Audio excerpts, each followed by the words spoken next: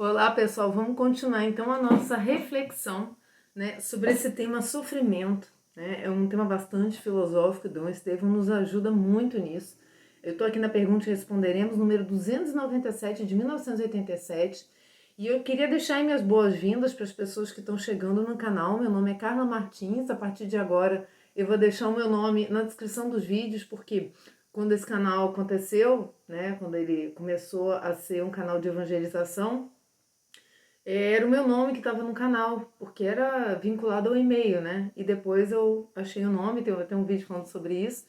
Então, as pessoas que entram não sabem meu nome porque eu não falo. E eu não falo mesmo, vai estar sempre aí na descrição do vídeo o meu nome, tá? E sejam bem-vindos, e muitas vezes vocês vão ver citações e coisas erradas quando nós estamos falando, pode 100% certeza, tá? Mas quando for eu falando, desconfiem, porque minha memória é muito ruim. E vai constar, que normalmente eu ouço meu vídeo antes de postar, então quando eu vejo que tem algum erro, algo que seja errado, eu dou uma pesquisada e coloco a correção no vídeo. E deixo o vídeo assim mesmo para vocês verem, né, que tem bastante lambança minha, porque a minha memória realmente, ela mistura as coisas, faz um mix e eu acabo falando as coisas de um jeito que não é preciso, mas vocês vão identificar isso, já tem muita gente que já conhece isso, acho que nem comentam nada, passam por cima e a Carla tá viajando, entendeu? Mas bom, vamos começar esse vídeo e vamos pedir a ajuda do Espírito Santo, porque esse tema sofrimento, né, ele é bastante fácil de ser abordado quando a gente não está sofrendo, quando a gente não passa um grande dissabor na nossa vida. Mas ele é bastante difícil se a gente está passando por um momento em que precisa que a fé e o Espírito de Deus nos acuda para que nós não nos desviemos do caminho, né? Não escolhamos caminhos fáceis, não escolhemos sair de subterfúgio para fugir desse sofrimento. Então, eu gostaria de começar com uma frase que eu gosto muito, que eu acho que ela abre essa reflexão, que diz que para quem tem fé, nenhuma resposta é necessária. E para quem não tem, nenhuma resposta é suficiente. Então, o que Dom Estevão nos ensina aqui é que a fé responde, mas a fé não dissipa o mistério, né? E nunca vai dissipar, porque tem coisas que Deus não quis revelar. Então, nós católicos, como gosto de sempre lembrar Felipe Aquino, nós não devemos responder aquilo que a igreja não ensina, né? Se não foi revelado, se o mistério da Santa Igreja, né, do magistério da Santa Igreja ainda não nos mostrou, porque Deus já resumiu toda a revelação nele, né, em Cristo, se isso não foi revelado, por que nós queremos conhecer? Então, para quem tem fé, nenhuma resposta, pode aparecer 500 mil dúvidas para mim, pode aparecer 500 mil dúvidas na minha cabeça. Se nenhuma dessas 500 mil forem respondidas por Cristo, né, pelo ensinamento, pelo magistério da igreja, não sou eu que vou querer saber, eu vou dormir com essa dúvida, vou acordar com essa dúvida, vou morrer com essa dúvida e espero que a misericórdia de Deus me visite, né, e ao menos me deixe passar pelo purgatório para ver. É isso que eu penso na minha fé, sabe? E eu acho que para quem não tem, não adianta a gente ficar falando que a pessoa não quer, ela não quer ver. É pedir a graça, que a graça visite esses corações endurecidos. Porque vai dizendo a leitura que a gente vai fazer aqui na carta de São Paulo aos Hebreus, que pelo endurecimento dos corações as pessoas querem salvar suas vidas. O que é isso? Eu não quero encarar o sofrimento. Então eu quero salvar a minha vida. Né? E Santa Teresa sempre nos lembra, né, dessa passagem de quem quiser ganhar a sua vida vai perdê-la. E quem quiser perdê-la pelo reino de Deus a ganhará. Então são mistérios, sim, são mistérios, mas dá pra gente vislumbrar um pouquinho, Dom Estevão vai nos ajudar nisso. Obviamente, o Espírito Santo atuando em nossas almas. Em nome do Pai, do Filho e do Espírito Santo. Amém. Vinde, Espírito Santo, enchei os corações dos vossos fiéis, acendei neles o fogo do vosso amor. Enviai, Senhor, o vosso Santo Espírito, e tudo será criado e renovareis a face da terra. Deus, que instrui os corações dos vossos fiéis, com a luz do Espírito Santo, fazei que apreciemos retamente todas as coisas, segundo o mesmo Espírito, e gozemos sempre da sua consolação, pelo mesmo Cristo Senhor nosso. Amém. Ó Maria, concebida sem pecado, rogai por nós que recorremos a vós. Em nome do Pai, do Filho e do Espírito Santo. Amém. Imagina, né? Maria, concebida sem pecado, sofreu. O que nos resta, né? A justiça não foi exercida em Maria quando ela sofreu. Sofrimento não é um ato de justiça. Óbvio que nós somos pecadores e merecemos o sofrimento, mas ela não. Muito menos Jesus Cristo. Então, olha o mistério do sofrimento, não é isso? Por que ele sofreu? Então, o sofrimento está ligado ao amor, vai dizer Dom Estevão. e também a oferta de Cristo, né? A oferta de Cristo resume muita coisa pra gente. Eu queria pegar essa carta de São Paulo aos Hebreus, em que na exortação ele diz que se a palavra promulgada por anjos entrou em vigor e qualquer transgressão ou desobediência recebeu justa retribuição, como escaparemos nós se negligenciarmos tão grande salvação? Foi-nos fielmente transmitida pelos que ouviram testemunhando Deus juntamente com eles por meio de sinais, prodígios e vários milagres e por dons do Espírito Santo, distribuídos segundo a sua vontade. Eu estou aqui no capítulo 2, mais um pouco, São Paulo nos diz, não foi aos anjos que ele sujeitou o mundo futuro, de que estamos falando. Fizeste-o, o homem, por um pouco menor que os anjos. Se Deus lhe submeteu todas as coisas, não deixou que lhe ficassem insubmisso. Convinha de fato, eu estou pulando, estou lendo o trecho para vocês, tá? Convinha de fato que aquele por quem e para quem todas as coisas existem, querendo conduzir muitos filhos à glória, levasse à perfeição, por meio de sofrimentos, o autor da salvação deles. Então é por meio dos sofrimentos que a nossa salvação se completa. Nós somos elevados à perfeição quando nos juntamos perfeitamente à cruz de Cristo, Então, o próprio autor da salvação foi levado à perfeição por meio do sofrimento. Então, gente, a gente tem que sempre refletir, porque São Paulo, na verdade, ele também está refletindo aqui sobre tudo que lhe foi passado, uma vez que ele não teve contato visual com Cristo, mas com as testemunhas, e teve sim um contato extraordinário na sua conversão. Mas prestem atenção que é um homem de extrema fé, é um homem que significa o sofrimento de maneira perfeita. E aqui, mais adiante, eu gosto muito desse trecho, que quem acompanha o Padre Paulo Ricardo na Engenharia da Santidade, eu assisti o 2, agora eu estou assistindo o 1, porque ele tem Engenharia da Santidade 1, que ele faz para os sacerdotes, e o 2 que ele faz para os carmelitas.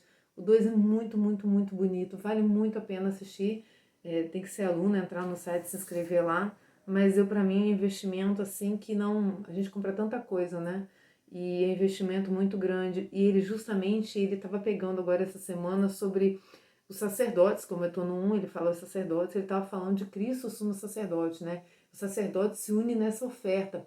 Todos nós, batizados, somos chamados a nos ofertar.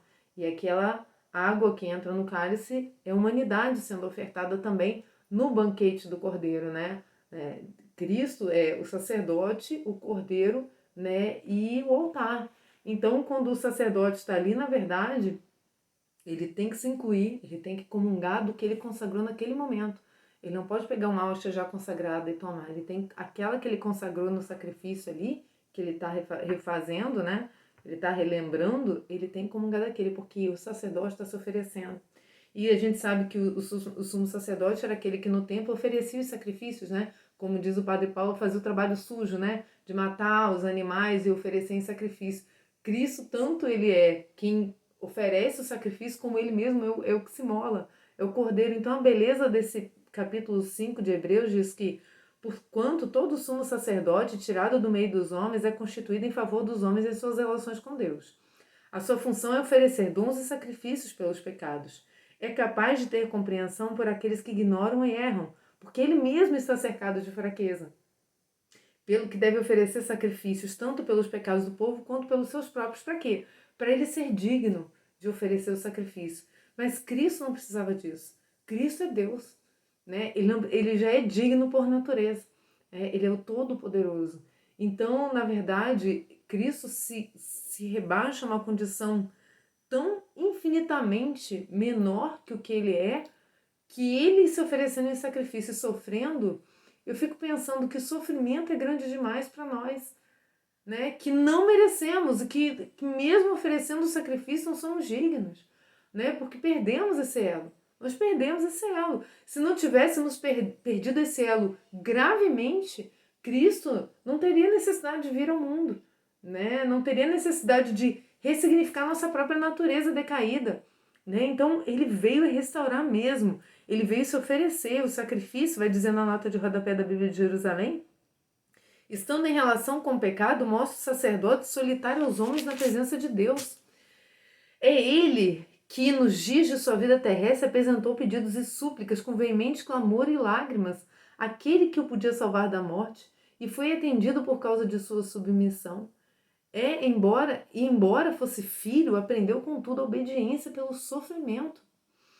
E levado à perfeição se tornou para todos os que lhe obedecem princípio da salvação eterna, tendo recebido de Deus o título de sumo sacerdote, segundo a ordem de Melquisedeque. Então Cristo sempre, por toda a eternidade, vai ser sacerdote, porque ele se oferece junto àqueles pecadores.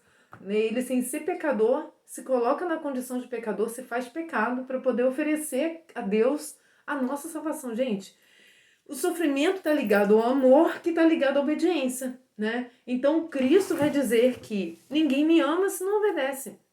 Né? Por que ele está dizendo isso? Porque ele é o novo Adão. E lá no lenho da cruz, onde ele padeceu, foi o mesmo lenho da cruz que Adão não padeceu, pela obediência. Não quis configurar os desígnios de Deus.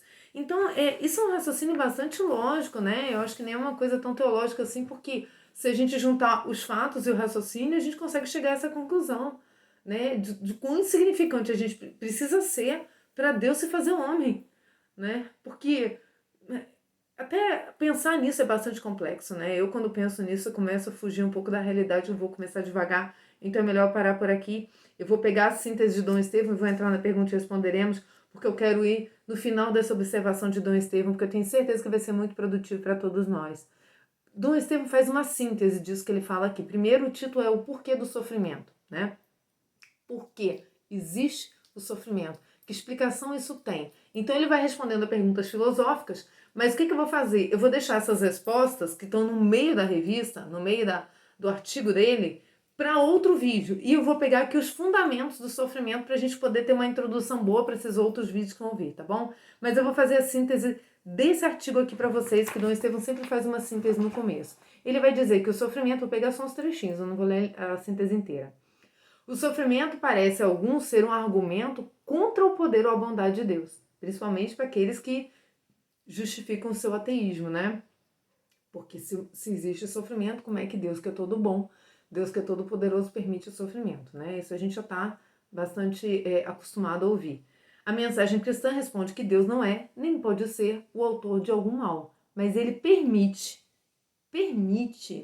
que as criaturas limitadas como são, cometam males físicos e morais. E por que ele permite? Porque Deus criou tudo o que ele criou de maneira a deixar uma característica implícita, não, explícita, né, que é a liberdade.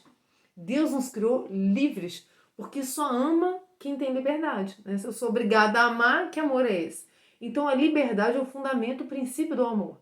Né? E o uso errado da liberdade é a desvirtuação da mesma, porque a liberdade foi dada para que a gente pudesse amar a Deus plenamente com todo o coração.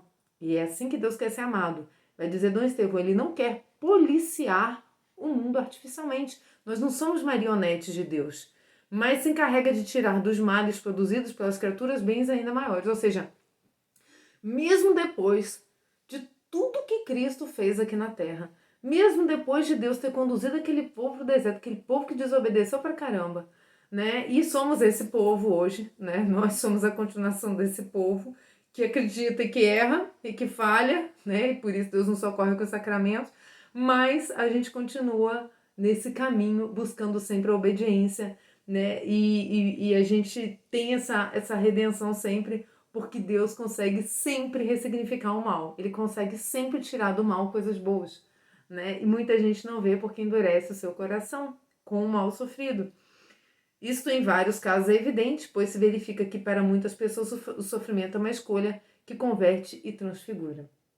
Mais adiante, Dom Estevão diz que a figura do Filho de Deus, que feito homem assumiu a dor e a morte, a fim de fazê-las passagem para a ressurreição e a glória, e é aí que está a beleza do cristão e do católico com o Cristo crucificado, porque ele vê aqui a alegria e a redenção dele, né? E faz com que ele não esqueça o motivo da vida dele.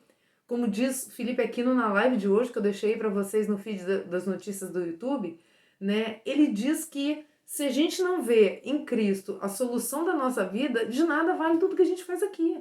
Fica tudo sem sentido, o homem fica solto no ar. né? E a gente tem que ter muita pena dos ateus por conta disso, porque eles não têm, eles acham que a vida se encerra aqui e acabou, né? E aí eles esquecem dessa situação aqui, essa situação de Deus, Deus na cruz, né? Então isso é muito, muito forte. É o testemunho mais eloquente de que o sofrimento não é mera sentença da justiça ou castigo, mas está intimamente associado ao amor que Deus tem para conosco. O que castigo Cristo merecia? Olhem para a cruz. Cristo crucificado. Ele está sendo castigado? Olhem para essa mulher. Olhem para Maria. Ela está sendo castigada? Castigada por quê? Concebida sem pecado? Nunca pecou? Não o sofrimento não é uma retribuição pelo mal que nós fizemos. O sofrimento é um mistério intimamente ligado ao amor, uma permissão de Deus, para que o amor possa ser revelado através da obediência. Por isso que a obediência está tão ligada a esse canal, né? Porque a gente nunca queira se apartar dos sofrimentos, não com um desejo de sofrer, mas com a ressignificação dele, né? Uma oportunidade de se oferecer na cruz com Cristo. Né? E aí que está toda a beleza da nossa fé. Aceito em união com Cristo, o sofrimento vem a ser fonte de salvação para o paciente, né? Para quem sofre, e de expiação dos pecados do mundo. Esse é o texto da misericórdia, né? Em expiação dos nossos pecados e do mundo inteiro.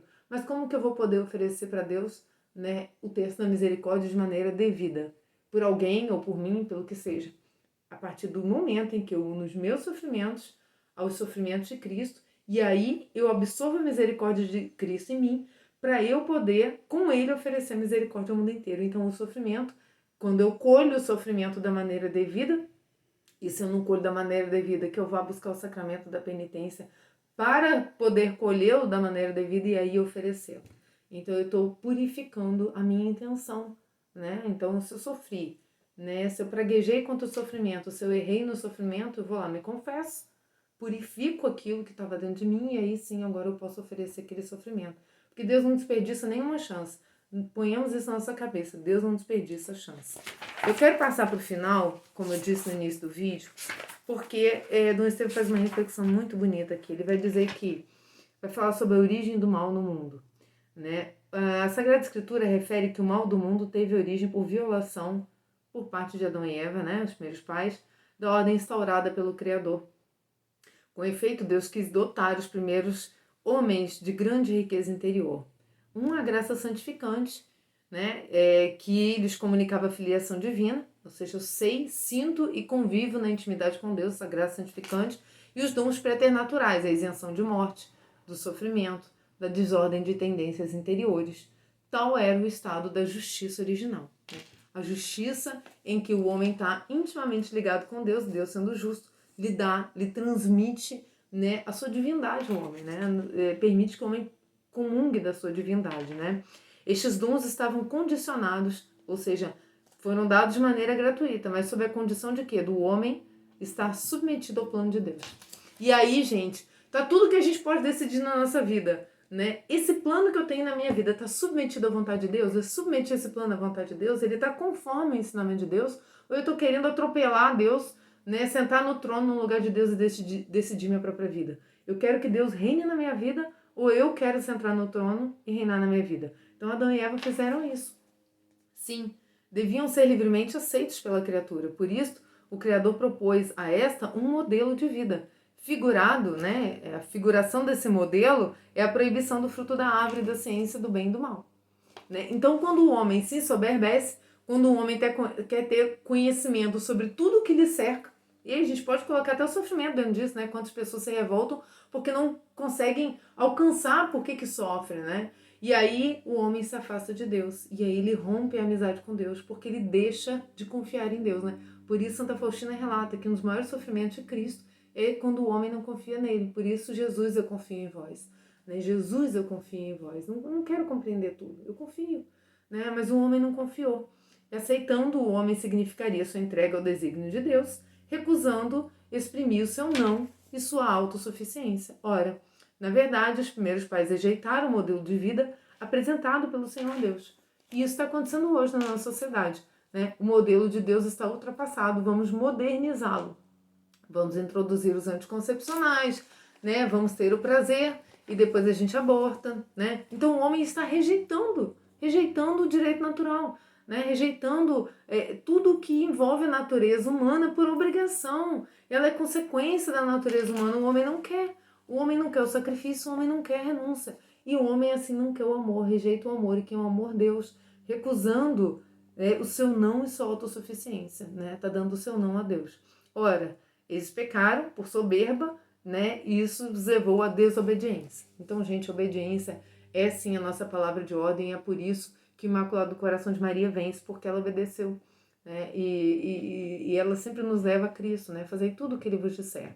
Essas duas colocações são muito importantes aqui para o canal, e eu procuro fazer primeiro isso na minha vida, né? E não é simples, mas a gente tem que procurar no dia a dia. Em consequência, vai dizer Dom Estevão, perderam a chamada justiça original, né? Aquela justiça da comunhão com Deus, e caíram num estado em que existem morte, sofrimento e as tendências desregradas. Verdade é que tanto a morte como o sofrimento e os apetites instintivos são algo de natural. Todavia, após o pecado dos primeiros pais, trazem a marca da desordem e da desobediência. Por quê? Porque eles foram procurar naquela árvore um complemento daquilo que já era completo. Né? O ser humano, ele vive procurando as coisas, como diz Santo Agostinho, né? Te procurava fora e tu estava dentro de mim, né? Tarde te amei, o verso de Santo Agostinho, né? Tão bonito aquele poema, né? E o que acontece? O homem fica procurando nas coisas, foi lá procurar na árvore, mas meu Deus do céu, você tinha justiça original, o que você foi procurar na árvore? Mas aí o diabo vem, o pai da mentira, né? Que até hoje tá aí. Ah, não, vai lá. Isso é porque ele não quer que você seja como Deus, sereis como deuses. Né? A tentação do homem até hoje, a gente não mudou nada. Então a gente só tem que voltar para essa justiça original, né? Nosso caminho de volta trazido por Cristo, o novo Adão, é a justiça original. Por isso o sofrimento tem todo um sentido muito, muito útil e muito são para a vida do cristão, né? Para a vida do ser humano em geral. Em consequência, né, perderam a justiça original e caíram num estado em que existe morte, sofrimento e tal. Verdade é que Perdão, gente. O mundo que, por dom de Deus, estava harmoniosamente sujeito ao homem, já não é tal. Enquanto o homem se mantinha submisso e fiel a Deus, o mundo inferior estava subordinado ao homem. Todavia, rompida a sujeição do homem ao Criador, rompe-se a serventia das criaturas irracionais ao homem, né? Como diz ali na carta aos Hebreus, né? Tudo tem que estar submetido a Deus, né? Então, se o homem já não se submete mais a Deus, rompe-se essa harmonia, né? Rompe-se a serventia das criaturas irracionais ao homem. Estas o maltratam e esmagam, negam-lhe os frutos da terra e não raro as condições de sobrevivência. Ou seja, é a natureza agora, né, nos impondo uma certa desarmonia. Por quê? Porque nós fazemos parte dessa criação. Né? Nós somos o topo da criação, mas fazemos parte dela. Desarmonizando nós, desarmoniza todo o resto. Está aí. Então, se você quer uma explicação para os males aí da natureza, está explicado. Por conseguinte, conforme o texto sagrado e a doutrina da fé, a origem do mal no mundo está no pecado ou no plano moral. Este suscitou o mal físico, doenças, mortes, catástrofes, calamidades. A doutrina do pecado original, assim concebida, tem sido questionada ou posta em dúvida por parte de alguns teólogos exegetas. E aí Dom Estevão faz uma crítica aqui e por isso diz que São João Paulo II, em suas audiências, tem insistido no assunto, incutindo a doutrina da fé da Igreja. Então ele vai citar que São João Paulo II já levava o homem a refletir, né? Até contra o modernismo, né? E contra a invasão de teologias hereges dentro da igreja, né? Ele já vinha levando isso para a origem, né? Para o raciocínio original da Santa Igreja, né? Para os santos padres, né? Santo Agostinho, por exemplo, que muito bem fala desse assunto, e São Tomás de Aquino, que continua. Dom Estevão vai citar eles aqui, tá? Está terminando, eis porém que na história das relações do homem com Deus, a última palavra não foi do pecado e nem da desordem. O Senhor Deus não se quis deixar vencer pelo mal, mas venceu o mal com o bem. E aí eu vou no próximo vídeo continuar essa reflexão, porque Dom Estevão vai cada vez mais aclarando dentro de nós, e óbvio que isso é o magistério da igreja, né? Isso é a teologia que Dom Estevão está aqui nos ensinando, mas ele, com sua maneira de colocar as coisas, vai ordenando esses sentimentos que são humanos, né? De querer entender o sofrimento. Mas guardem no coração de vocês, nem tudo a gente tem que entender. Algumas coisas a gente tem que aceitar e aproveitar para oferecer com Cristo aqui na cruz, através da nossa purificação dos sacramentos. Fiquem com Deus, até o próximo vídeo. Salve Maria Santíssima. Viva Dom Estevão!